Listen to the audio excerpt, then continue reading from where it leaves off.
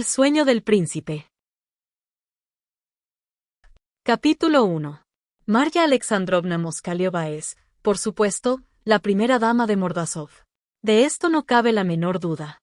Se comporta como si no necesitara de nadie y, por el contrario, como si todos necesitaran de ella. Verdad es que nadie le tiene afecto, mejor aún, que muchos la detestan cordialmente. Ello no quita que todos la teman, que es lo que ella quiere. Esto es ya señal de alta política.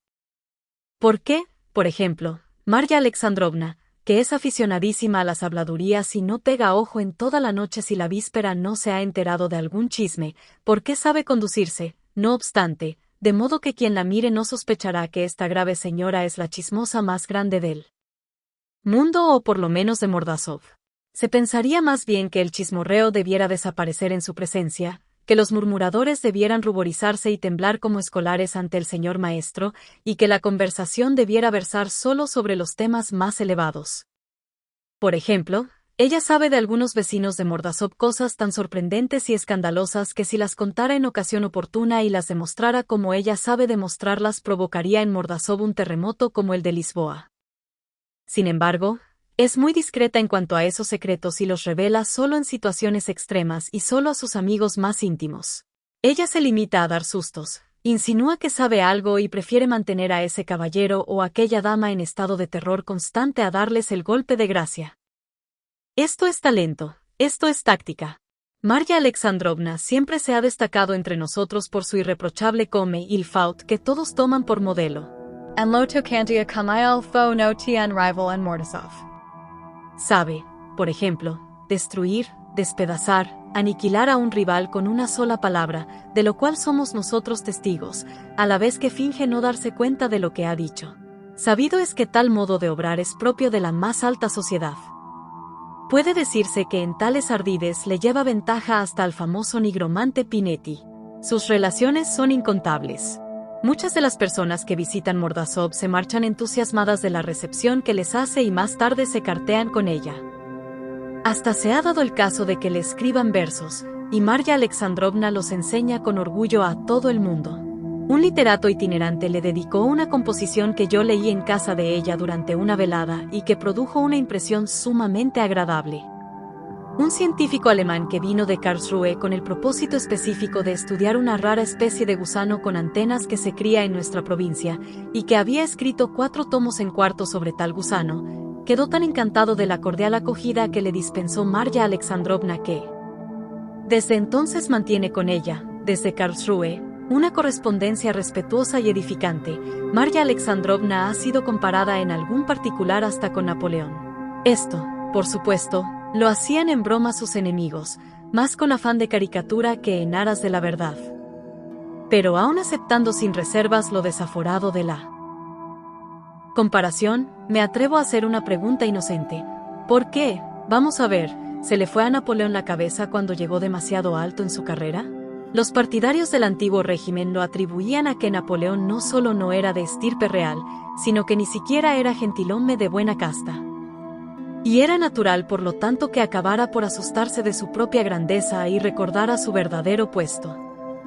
A pesar de la evidente agudeza de tal conjetura que hace recordar los tiempos más brillantes de la antigua corte francesa, me atrevo a agregar por mi parte, ¿por qué a Marya Alexandrovna nunca jamás se le va la cabeza y sigue siendo todavía la primera dama de Mordasov?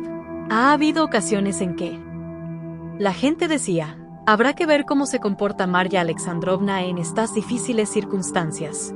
Pero llegaban las circunstancias difíciles, pasaban, y nada. Todo quedaba igual que antes, por no decir que mejor. La gente recuerda, por ejemplo, que su marido, Afanasi Matveich, perdió su cargo por incapacidad y mentecatez, rasgos que provocaron la ira de un inspector general que pasó por Mordasov. Todos creían que Marya Alexandrovna quedaría anonadada, que se humillaría, que solicitaría, que rogaría, en una palabra, que plegaría las alas. Pues nada de ello. Marya Alexandrovna comprendió que ya no podría sonsacar más y se las arregló de manera que no perdió un ápice de su ascendiente en la sociedad, y su casa sigue siendo considerada como la primera de Mordasov.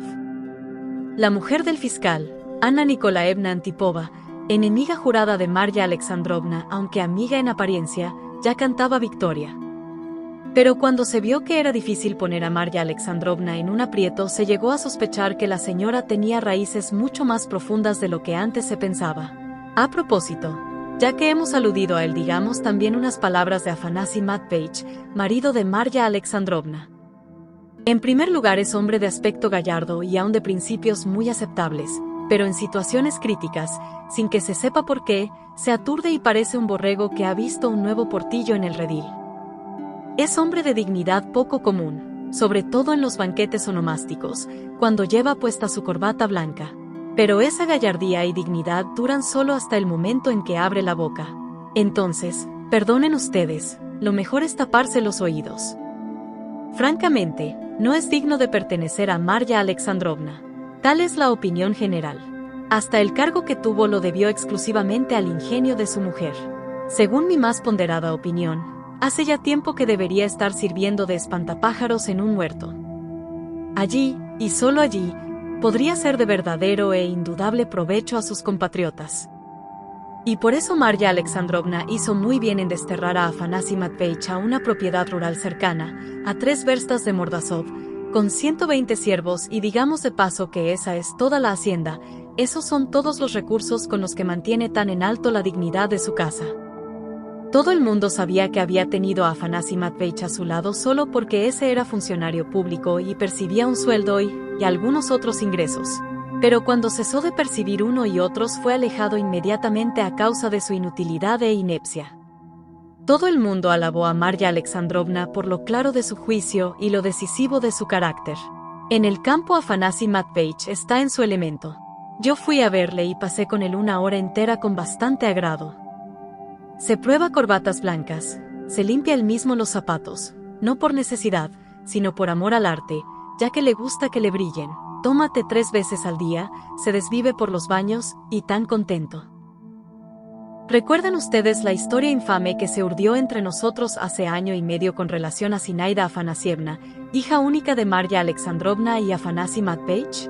Zina es indiscutiblemente una belleza y posee una educación excelente, pero tiene ya 23 años y hasta ahora sigue soltera. Entre las razones que explican por qué Zina no se ha casado todavía, una de las principales parece ser el siniestro rumor sobre ciertas extrañas relaciones que tuvo hace año y medio con un pobre maestro de escuela del distrito, rumor que aún se oye hoy día.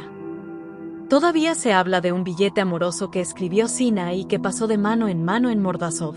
Pero, díganme, ¿quién vio ese billete? Si pasó de mano en mano, ¿a dónde fue a parar?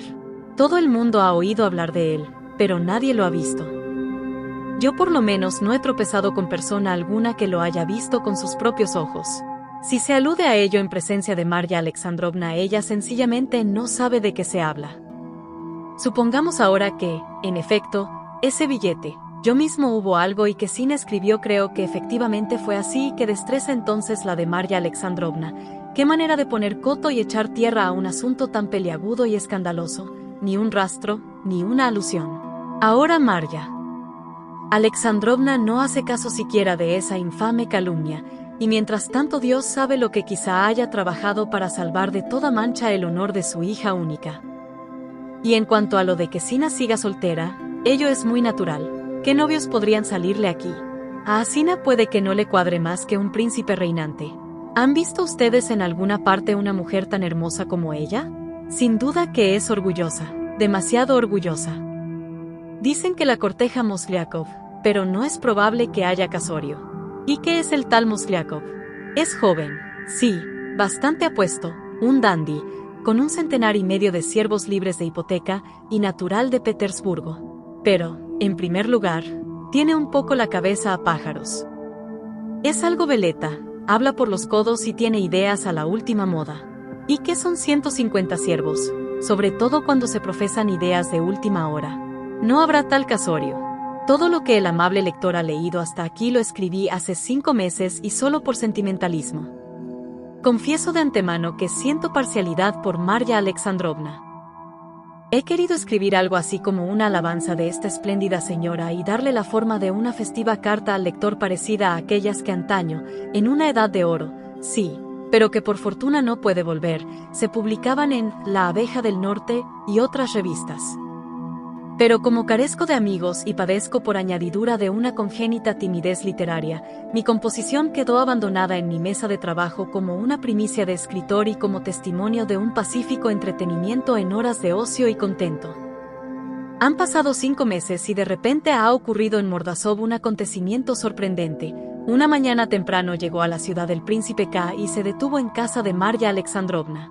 Las consecuencias de esta llegada han sido incontables. El príncipe pasó solo 3 días en Mordassov, pero esos 3 días dejaron tras sí recuerdos tan indelebles como fatales. Diré más, en cierto sentido el príncipe produjo una revolución en nuestra ciudad. El relato de esa revolución constituye, sin duda, una de las páginas más memorables de los anales de Mordassov. Esta es la página que, después de algunos titubeos, he decidido por fin elaborar en forma literaria y someter al juicio del muy respetable público.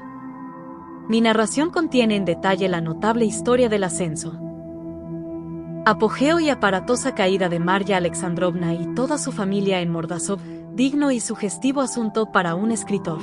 Claro está que antes que nada es preciso elucidar lo que hay de sorprendente en el hecho de que el príncipe K llegara a la ciudad y se detuviera en casa de Marya Alexandrovna, y a tal fin, por supuesto, hay que decir algo acerca del propio príncipe K.